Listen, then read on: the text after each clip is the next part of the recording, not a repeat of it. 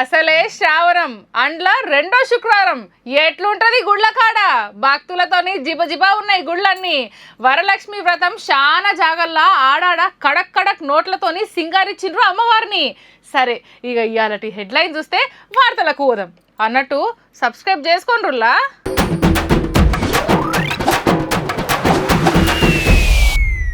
సొంత పార్టీలోనే ఉన్నారు శత్రువులు, సీఎంనే అరుసుకుంటుండ్రు రోజుకొకరు. ఉరికిచ్చిండ్రు బొద్దింకలను, బాధ పెట్టినందుకేనట పిఎం సార్ను. ప్రధానమంత్రికి కడతారట గుడి, మోడీ చాలీసా వాడిండ్రు అందరూ గుడి. ఉదికారేస్తుంది హెల్మెట్ ను, కాపాడుకోవచ్చునట జుట్టును. దావకాన ముంగట్నే ప్రసవం, ఆపరేషన్ కడిగిండ్రట పైకం.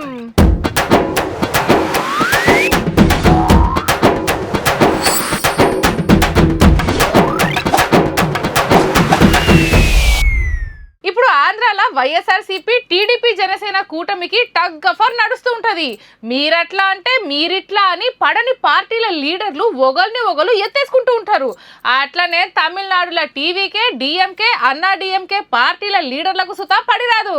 ఇక మన తాన కాంగ్రెస్ బీఆర్ఎస్ బీజేపీ నడుమ టగ్ ఆఫర్ నడుస్తుంటది, మాటల యుద్ధం.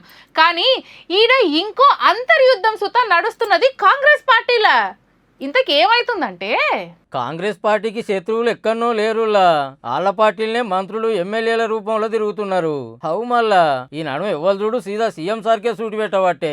అరే ఏదన్నా ఉంటే లోపల మాట్లాడుకుంటారు. కానీ లేకంగా మైకుల ముంగడికి వచ్చే నువ్వెంత నీ బిషాదెంత అనే కాడికి వచ్చిందంటే చూడు ఇక ఏ లెవెల్లో నడుస్తుందో. మొన్ననే మంత్రి కొండా సురేఖ మేడం వల్ల బిడ్డ సుస్మితక్క ధమ్కిలిచ్చుడే కాదు, అవినీతి కూడా ఎల్లబెట్టింది. అంటే ముఖ్యమంత్రి అయితే కళ్ళు నెత్తికెక్కినాయా అని అడుగుతానా నేను నిన్ను. నీ తమ్ముడు ఒక షెల్ కంపెనీ పెడితే 200 కోట్ల ఆస్తి ఉన్న ల్యాండ్, గవర్నమెంట్ ల్యాండ్ నువ్వు దారదత్తం చేసావు నీ తమ్ముడికి. ఇట్లా నీ తమ్ముళ్ళు నువ్వు రాష్ట్రం మీద పడి తింటాం తప్పితే ఇంకేం చేయలేదు. మొన్న చిన్నారెడ్డి సార్ సుతా వనపర్తిలో టికెట్ అమ్ముకున్నారని కొంత డబ్బులకు ఆశపడి నా టికెట్ పోశారు. ఇలా నా 48 సంవత్సరాలు నిర్మాణం చేసుకున్న రాజకీయ జీవితాన్ని ఒక్క వేటుతో కింద పడేశారనేటువంటి మాట కూడా మీతో నేను మనకిస్తా ఉన్నాను. ఈ రోజు మేం పార్టీ వదిలిపోము, ఎప్పుడు కాంగ్రెస్ పార్టీని ఇడిసబెట్టే ముచ్చటే లేదంటుండు, పార్టీ పెద్దల నిర్ణయాన్నే కాదంటుండు. ఇక అటు మునుగోడు ఎమ్మెల్యే రాజగోపాల్ రెడ్డి సార్ చూస్తే ఏరే పార్టీలకించి వచ్చిన వాళ్ళని నెత్తి మీదకి ఎక్కించుకొని అసలైన కాంగ్రెస్ కార్యకర్తలను పక్కకు పెడితే ఊకునే సవాలే లేదనుకొచ్చే. కాంగ్రెస్ పార్టీలో బయట నుంచి వచ్చిన వ్యక్తుల ఆధిపత్యం ఎక్కువై నిజమైన కాంగ్రెస్ పార్టీ నాయకులు కార్యకర్తలకు అన్యాయం జరుగుతుంది అనేది నా భావన. గిట్లా ఎవరు పడతారు ఏది పడుతుంది మాట్లాడి పబ్లిక్ లో పార్టీని పలసగా చేస్తున్నారని క్రమశిక్షణ కమిటీ కొందరికి నోటీసులు చూసి ఇచ్చింది. ఇక ఇలా కాంగ్రెస్ ఎమ్మెల్యేలు ఎమ్మెల్సీలు అంతా మీటింగ్ పెట్టుకుని గాళ్ళ మీద గరమైండ్రు. ముఖ్యమంత్రికి కాంగ్రెస్ పార్టీ ప్రభుత్వాన్ని బలయించే పని ఎవరు చేసినా వారి పైన కఠినమైనటువంటి చర్య తీసుకోవాలని చెప్పేసి మేము అధిష్టానాన్ని కోరుతాము. కొండా సురేఖ గారు క్రమశిక్షణ సంఘం ఇచ్చినటువంటి నోటీసుకు షోకాజుకు సమాధానం ఇస్తూ నాకు సంబంధం లేదన్న. నీకు సంబంధం లేదన్నప్పుడు నీ బిడ్డ మాట్లాడిన మాటల్ని ఎందుకు ఖండించలేదు? క్యాబినెట్ మినిస్టర్ గా, క్యాబినెట్ మంత్రిగా ఖండించవలసినటువంటి బాధ్యత నీ పైన ఉన్నదా లేదా అని చెప్పేసి ఈ సందర్భంగా మేము అడుగుతాం. మున్గోడైనకైనా సురేఖక్కకైనా ఇంకో చిన్నారెడ్డికైనా ఎంతమంది కాంగ్రెస్ కార్యకర్తలు పనిచేస్తే మీరు ఈ స్థాయికి వచ్చారు? ఎక్కడ ఒక్కరితోటి మంచుకున్నావు అనుకో, దయచేసి పార్టీలకు బహిష్కరించే ముందుకే వెళ్ళిపోండి. ఈ ముచ్చటి ఇట్లుంటే అటు వనపర్తి నుంచి చిన్నారెడ్డి సార్ వాళ్ళ అభిమానులు కాంగ్రెస్ కార్యకర్తలు వచ్చి గాంధీ భవన్ కాడ నిరసన చేసిర్రు, మా లీడర్ కట్లెట్ల నోటీసులు ఇస్తారని. మొత్తానికి ఇంట గెలిచి రచ్చ గెలవాలి అంటారు, కానీ కాంగ్రెస్ వాళ్ళు బయట గెలుస్తారు కానీ ఇంట్లో కథ చూతకి ఇట్లున్నది. ఇక బయట దేశం పైన సీఎం రేవంత్ రెడ్డి సార్ వచ్చే వరకు తెలంగాణ కాంగ్రెస్ ఎంత తెరలవుతుందో పోరి. కేంద్రం మెడలు వంచిన కాక్రోచ్ జనతా పార్టీ. ఎట్టకేలకు కేంద్ర విద్యాశాఖ మంత్రిగా ధర్మేందర్ ప్రధాన్ రాజీనామా. నీట్ పేపర్ లీకేజ్ పై జెన్జీ రాజీ లేని పోరాటం. పోలీసుల లాఠీలకు వాటర్ క్యానన్లకు ఎదురెళ్లి పంతం నెగ్గించుకున్న యువత. ఈగో మొన్నటిదాకా ఢిల్లీ జంతర్ మంతర్ పోరాటం గురించి, బొద్దింకల పోరాట పటిమ గురించి ఇసోంటి వార్తలే వచ్చినాయి. ఇప్పుడు సుతా అల్ల గురించేవో వారుతున్నది. కాకుంటే జర్రంత కింద మీద అయిందుల్లా.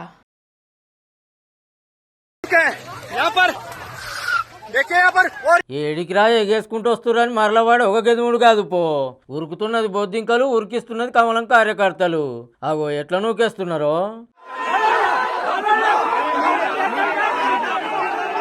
మా ఊర్లకు మీరు అచ్చురాదేమద్దు, అసలు అడిగే పెట్టద్దని ఎక్కడికి పోతే అక్కడ అడ్డం పడుతున్నారు సీజేపీ కార్యకర్తలకు.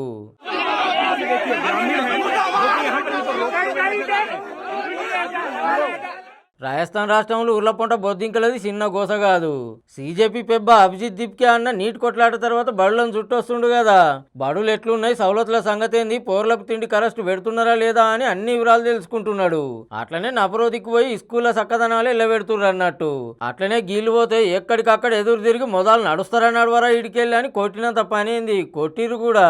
సీజేపీ వాళ్ళు వస్తుర్రని మతలవందంగానే ఊరి పొలిమేరలో చేరి ఇట్లా అడ్డా పెట్టిర్రు, ఎట్లొస్తారో రారని. ఈగేముంది, బడిలోకి పోకుంటూనే వెనకకు మారిర్రు బొద్దింకల పాటోళ్ళు. గమ్మత్ ఏందంటే ఇలా లడాయి చేయబట్టి ఏడాదిలో 600 కోట్ల దాకా రిలీజ్ అయ్యి బళ్ళకు రంగులేసి సున్నం కొట్టే పనులు సుతం నడుస్తున్నాయి.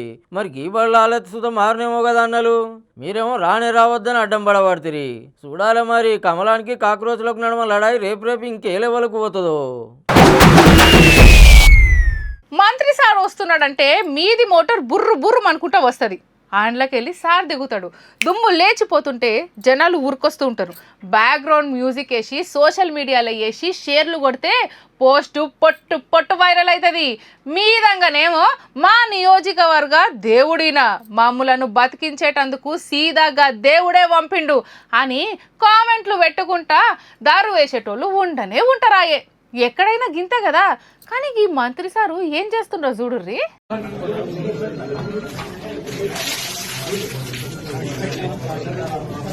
మంత్రి గురించి చెప్పి గీ టాయిలెట్లు గడిగేటోళ్ళని చూపిస్తారేందని పరిశాన్ కాకుర్రి. పాయకానగా అడుగుతున్నది మన మంత్రి జూపల్లి కృష్ణారావు సారే.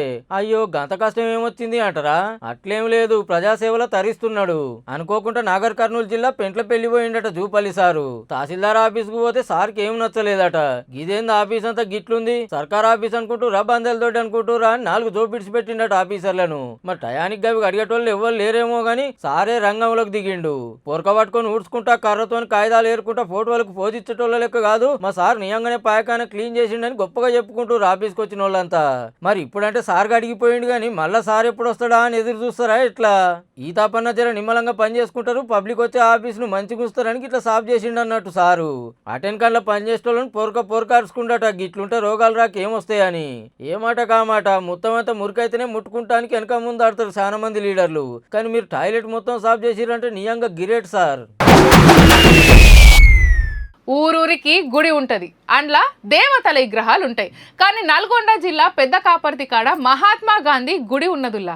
బీహార్ కాయమూర్ జిల్లాల అభిమానులంతా క్రికెట్ దేవుడు సచిన్ కు గుడి కట్టి కొలుసుకుంటున్నారు.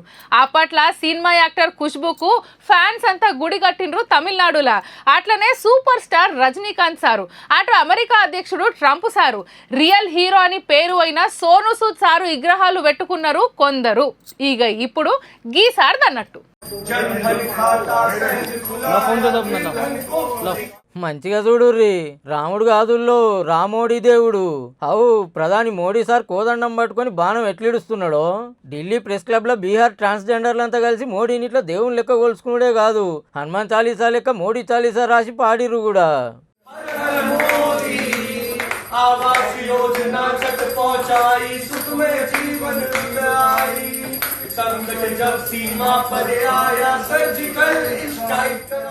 ఈడికే అయిపోలేదుల్లో. వాళ్ళ రాష్ట్రంలో 5 ఎకరాల జాగలో 112 కోట్లు పెట్టి లార్డ్ శ్రీ నరేంద్ర మోడీ ఆలయం కడతామని సాటింపేసిర్రు. గిదేం తరీకా దేవుని అవమానిస్తారా అని కొందరు ఎడ్డిస్తే, అగో మాకు మంచి చేసిండు కాబట్టి మాకు మోడీ సార్ దేవుడే, మేము బాగా చెప్తా గొలుసుకుంటాం అంటుర్రట. ఈ ముచ్చటి ఇట్లుంటే మోడీ సార్ది ఇంకో బొమ్మ సోషల్ మీడియాలో పొట్టు తిరుగుతుంది. అట్లానే ఉంటారుగా లేడుల్లో. ఇటలీ ప్రధానమంత్రి జార్జియా మెలోని మేడంతో కలిసి ఉన్న సీర ఇప్పుడు గిర్ర తిరుగుతుంది. అగో 1-2 ఫోటోలు కాదుల్లో, సీరంతా పరిసిర్రు ఇద్దరు ఫోటోలను. లక్నో మార్కెట్ లో ఇప్పుడు ట్రెండింగ్ ఉందంటే చూడుర్రిగా. కొందరేమో దేవుని లెక్క కొలుసుకుంటుంటే ఇంకొందరు బిజినెస్ కార్యక్రమం చేస్తుర్రు అన్నట్టు. మనిషిని దేవుని లెక్క కొలుసుకునేందో 2 దేశాల ప్రధానుల ఫోటో ఆల్బమ్ చీర మీద పేర్చి అమ్ముకునేందో వాళ్ళకే తెలవాలి గాని నచ్చిన వాళ్ళు లైక్ కొడుతుర్రు, నచ్చని వాళ్ళు డిస్లైక్ కొడుతుర్రు. మీరేమంటారో మీ ఇష్టం. ఇక మా బరాబరి ఏమో ముచ్చట పట్టుకొచ్చిండు, ఇందాం పాన్రి. साइंद्रा न्यूज में आपका चैट जीपीटी स्वागत है दोस्तों. షాక్ అయిపోయినా నేను న్యూస్ లిటరల్ చెప్తున్నా. గోవా నుంచి ఉజ్జయిన్ మహాంకాళ్ టెంపుల్కి ఒక పిల్లగాడు పోయిండు. పోయిన తర్వాత ఆబ్వియస్లీ చెప్పులు బయట వదిలేసి ఆయన దర్శనం తీసుకుని వచ్చిండు. వచ్చిన తర్వాత ఆయన చెప్పులు కనిపిస్తలేవు. భయం అవుతుంది ఆబ్వియస్లీ, ఎందుకంటే యువకుడు కాబట్టి. నా చెప్పులేడు నేను దొరకలే అని చెప్పి మనోడు ఏం చేసిండు, చాట్ జీపీటీకి ఇచ్చిండు, ఇది రిఫరెన్స్ నా చెప్పులు దొరకబట్టు అని చెప్పి. క్షణాలలో దొరకబట్టింది. షాక్, అసలు పరేషాన్ నేను. ఆయన అయితే అట్లా చేసాడు. నేనేం చేస్తాను అనుకుంటారు, అక్కడున్న మంచి చెప్పులు చెప్పంట, ఎందుకంటే మనం మేధావులం. మాత్రం కూర్చోవి. వాళ్ళకు కులం తెలియదు, మతం తెలియదు, పేదరికం తెలియదు, హోదా తెలియదు. అందరినీ ఒక్క తీర్లనే చూస్తారు. కడుపులో ఏది దాసుకోరు, ఉన్నదున్నట్టు మాట్లాడతారు. కోపాలుండయి, తాపాలుండయి, పగలుండయి, ప్రతీకారాలుండయి. రేపటి గురించి రంది ఉండదు, నిన్నటి గురించి బాధ ఉండదు. వాళ్ళ నవ్వు అప్పుడే పగిలిన పత్తి కాయ నుంచి వచ్చిన తెల్లటి దూది లెక్కనే ఉంటుంది. గింత గొప్పలు ఎవరి గురించి అని అంటారేమో. ఇంకెవరు, మన ఇండ్లలో ఉండే పోరలే. గసోంటి ఓ పిల్లగాని ముచ్చటే ఇది. రాసారు నువ్వు దెబ్బ దెబ్బ నడువు అనుకుంటా ఒక్కటే పోకడే పోతున్నాడు పో బుడ్డోడు. పోలీసారేమో ఏడా ఏడా అనుకుంటా పిల్లగాని వెనకనే పోతుండు. ఇంతకు సార్ నెట్టుబట్టుకపోతుండంటే వాళ్ళ నాయన పక్కవాడలా దాపెట్టిన బండి చూపిస్తానికి. తమ్ముడు ఏం చిన్న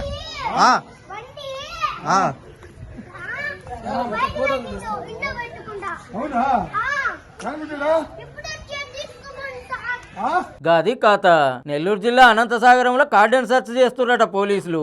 పొద్దుగాల నుంచి అన్ని పనులు చెకింగ్ చేసుడు చూసినట్టుండు బుడ్డోడు. కాగితాలకు అరెస్టు లేనట్టున్నాయి. ఎందుకు వచ్చిన పంచాయతీ అని బండి తీసుకుపోయి తెలిసిన వాళ్ళు ఇంటికాడ పెడితే, సార్ మా నాయన బండి ఏ రేతాన దాపెట్టిండు అని ఇట్లా తోలుకపోయి మరీ చూపెట్టిండు. అగో ఆ నడక చూడు ఎట్లా నడుస్తున్నాడో. ఇక నడుము ఇట్లా ఈ అమ్మాయి ఏమో చెప్పబోతుంటే చూడు ఏమంటున్నాడో. నీకేం తెలియదు నువ్వు ఊకో అంటున్నా అమ్మని. ఆయనతో పోలీసారు వీడియో గురించి సోషల్ మీడియాలోకి ఎక్కిస్తే బుడ్డో నిజాయితీకి పొట్టు లైకులు, కామెంట్లు, షేర్లు కొడుతున్నారు. అంత మంచిగానే ఉన్నది కానీ ఇంటికి పోయినాక అయ్యంతో కొడతాడో అంటుర్రా. మనోని వెనక పోలీసులు ఉన్నారు. కానీ తమ్ముడు తనవాడైనా ధర్మం చక్కగా చెప్పాలి అంటారు. మనోడేమో తప్పు చేసింది తన తండ్రి అయినా తప్పక పట్టియాలి అని ఎరక చెప్పిండు అన్నట్టు. బుడ్డోడా నువ్వు సూపర్ రా. ఫోన్ మీద గింతంత దుమ్ము పడ్డట్టు అగవడంగానే ఎంబటే అంగితోనో షున్నితోనో తుడుస్తూనే ఉంటాము. గడారం మీద సుత ఏదైనా వడ్డట్టు అనిపిస్తే బట్టతోని తుడుస్తాము. కండ్లద్దాలు కూడా ఊకుగా తుడుస్తూనే ఉంటాము. ఇక అక్కలైతే ఇరం లేకుండా వంటరలో ఉన్న బోళ్ళు బొచ్చులన్నీ కడుగుతూనే ఉంటారు. అట్లనే బట్టలు, దుప్పట్లు ఇట్లా దినం ఆడకం చేసే ప్రతి ఒక్కటి కడుగుడో తుడుచుడో చేస్తూనే ఉంటారు. కానీ గివి మాత్రం అసలు కడగాలన్న ఆలోచన రాదులా. అసలు కడుగుతారన్న ముచ్చటే తెలియదు చాలా మందికి.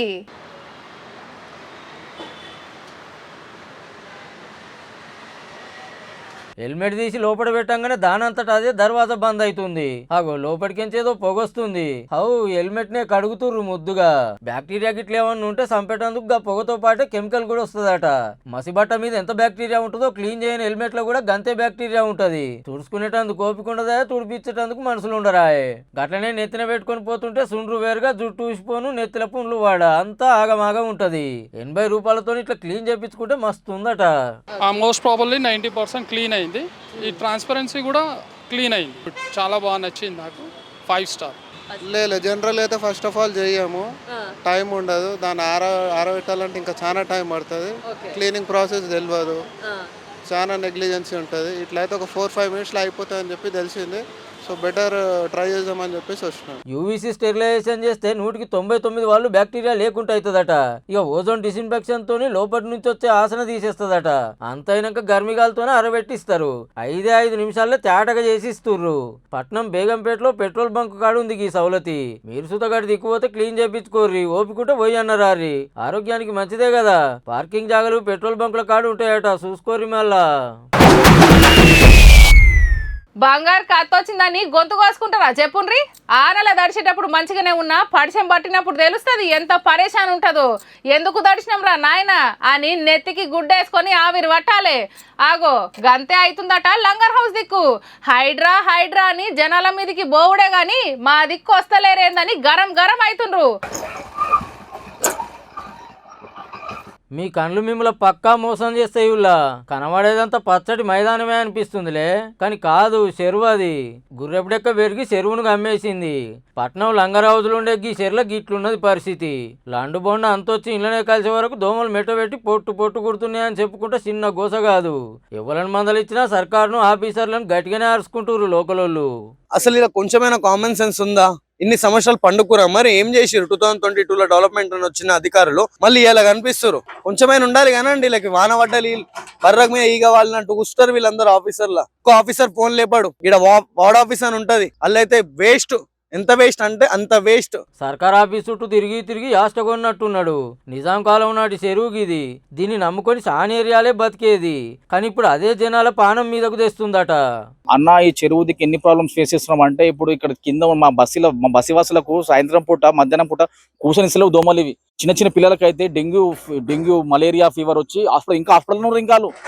ఇక స్థానిక ఎమ్మెల్యేని అయితే జీరో, ఈ స్థానిక కార్పొరేటర్ బి జీరో. ఆయన ఏం చెప్పినా ఏమంటే బర్ర మీద ఈగ పడినట్టు అట్లా పరిస్థితి ఉంది అనేది. పొద్దుందాకా తెల్లందాకా దోమలతో వశపడతలేదు అంటారు. మాపటీలు అయితే టోర్నడోల లెక్కనే మొగుల మీద గుయ్యి గుయ్యి అనుకుంటా తిరుగుతున్నాయి దోమలు. ఇక 2-3 ఏళ్ల సంది ఆఫీసుల చుట్టూ తిరగంగా ఇప్పుడు వచ్చిరట ఆఫీసర్లు. ఎట్లెట్లా నడుస్తున్నాయి పనులను అడుగుతా సుతా మాటే బంగారం అవుతుంది ఆఫీసర్లకు. 20 days బ్యాక్ వచ్చాను, నేను పని చేయిస్తున్నాను, అయిపోతుంది పని. అండ్ నేను ఇప్పుడు కొంచెం ఆక్యుపైడ్ ఉన్నాను, నేను మళ్ళీ మాట్లాడతాను మీతో. కొంచెం ఈ పని మీద ఆక్యుపైడ్ ఉన్నాను, నేను మళ్ళీ మాట్లాడతాను. అగో అటు దిక్కు సార్లు సుతా అంతే బిజీగా ఉన్నారట. ఏం మాట్లాడినా అంత ఎత్తులేస్తుర్రట. పబ్లిక్ కోసం పని చేస్తుంటే గిట్లా డిస్టర్బ్ చేస్తుర్రు ఏందని కసురుకుంటుర్రట. ఇష్టం లేనమ్మని అత్తగారింటికి తోలినట్టే ఉందట ఈ సార్ల పని చూస్తుంటే. అన్నట్టు చెరువుల మీద పడే హైడ్రా రంగనాథ్ సార్కి ఇన్నేళ్ళు ఇది ఎందుకు కనవాలేదు? వద్దన్నోళ్ళ మీదకి బుల్డోజర్లు వేసుకొని పోయేసారి వీటికి ఎందుకు రాలేదు? సార్ లిస్టులకి ఈ చెరువు పేరు లేదా ఎట్లా? జరి ఇప్పటికన్నా తేటగా చేసి దోమల నుంచి పబ్లిక్ ను కాపాడూరి సార్లు. మస్తు పుణ్యం కట్టుకున్న వాళ్ళు అవుతారు.